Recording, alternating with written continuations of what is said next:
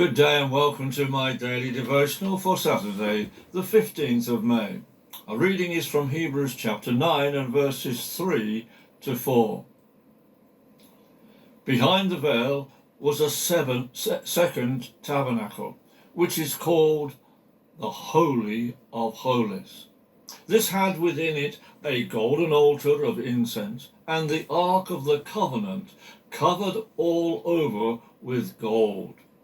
In this was a golden jar containing the budded rod of Aaron and the manna and the stone tablets of the covenant.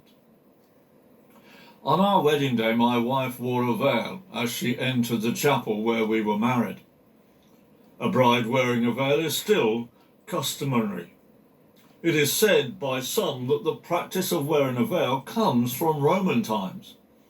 In those days, the reason for a bride wearing a veil was to disguise herself from any evil spirits that would seek to destroy her happiness. However, the practice of brides wearing a veil goes back a lot further than Roman times. There is an incident in Genesis where Jacob worked for 7 years for Laban as a payment so that he could marry his daughter Rachel. However, Laban tricked Jacob into marrying his firstborn daughter, Leah.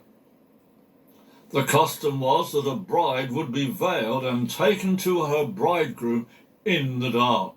In this way, she was disguised from her bridegroom. This incident is to be found in Genesis chapter 29 and verses 22 onwards.